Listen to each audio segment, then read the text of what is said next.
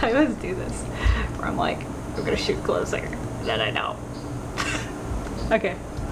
My name is Jillian, and this is Jillian Camps Arizona, and today we're going to be talking about the backcountry permit at the Grand Canyon office. As you all know, I already made a video detailing how to get your dates and how to submit the backcountry permit.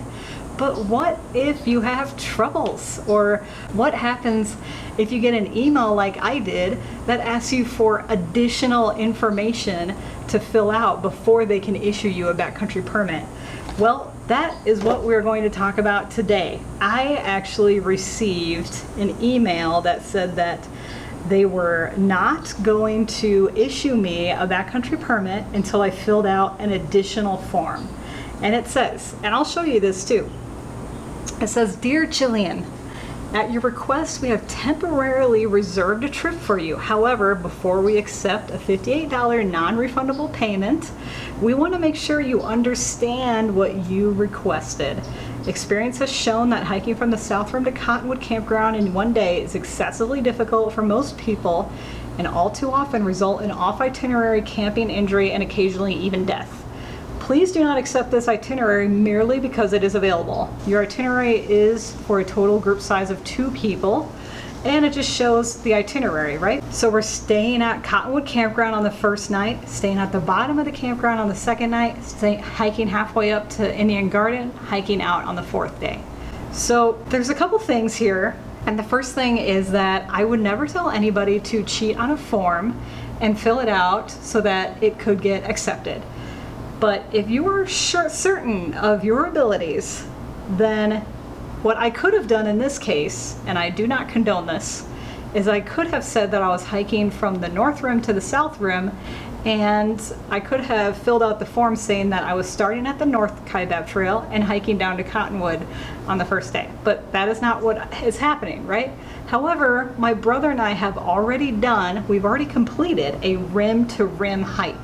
So filling out this form was essentially a process that we already know about, right? We understand the risks, we know how difficult the Grand Canyon is going to be, and how important it is to keep water and all that type of stuff and hike appropriately. So what I ended up doing, instead of filling out the form, so the form is actually very interesting. I was taking a look at it, and it just says, you know, fill out this form. They give a call-in number, and it just says, you know, important hiking information. It just talks about especially the summer heat, how it can get well above 110. And there's a part of the Grand Canyon that they call the box. So it gets, they call it the box because the heat radiates from the side of the canyon and it becomes really hot. So they recommend that you it's always, people talk about getting outside the box, you know, at a certain time frame or getting out of it, that type of thing. So it's always interesting to see these types of forms that kind of clarify how you should be hiking in the Grand Canyon. So it just says, you know, please read this information, discuss the ramifications with other members. You know, it just talks about the heat, the distance, and the terrain, the scarcity of water sources, which well aware of. We live in Arizona. The changing weather, the remoteness, and safety. So on the hiker's sheet, it just asks you to name the mileage and the trail route to be taken, and also lists your hiking experience, emergency contact, and your equipment you plan on carrying. They just want to make absolutely certain that you are as prepared as possible for a strenuous hike such as this.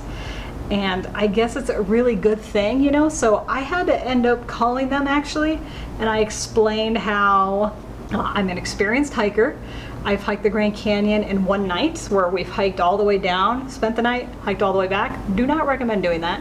We've also hiked rim to rim. We started at the North Rim, we went to the South Rim in 4 days. So this is just an additional challenge where we're doing rim to rim to rim. So I explained all that, and he actually ended up looking up my history of my hiking in the system, and he did find where I had booked multiple trips, so it was okayed, and he did send me I did end up getting the backcountry permit like the next day. You know, it was okayed, it all went through and everything. So I actually did not fill out this form, you know, the one that states, you know, fill out the hiking experience, emergency contacts, the trailhead vehicles, and the equipment that you're carrying. So I did not have to fill out that form. You know, again, I think it's really good that they're doing this, but you know, it seems kind of overkill. You know, I guess they're just kind of blanket doing it because there are some people who would try to hike too much, right, than what their body can do. So as long as you understand the risks, though, I don't see why not. You know, they just want to make sure of everybody's safety in the Grand Canyon and that everybody understands the distance involved when it comes to the Grand Canyon. So, but anyway, so I just wanted to talk a little bit about the extra form. I was issued a backcountry permit finally for the dates that I requested. By the way, it's T-minus 3 weeks until we go to the Grand Canyon. So I'm very excited to be hiking the Grand Canyon, and I'll be telling you all about it when I get back. So thank you so much for watching this Jillian Camps Arizona video. Feel free to thumbs up this content if you like it and you want to see more like it. Also, if you're not currently following me and you want to follow me around, feel free to hit that subscribe button below. Or you can like my page on Facebook. That's at Jillian Camps Arizona. Thank you so much for watching, and I'll see you in the next video.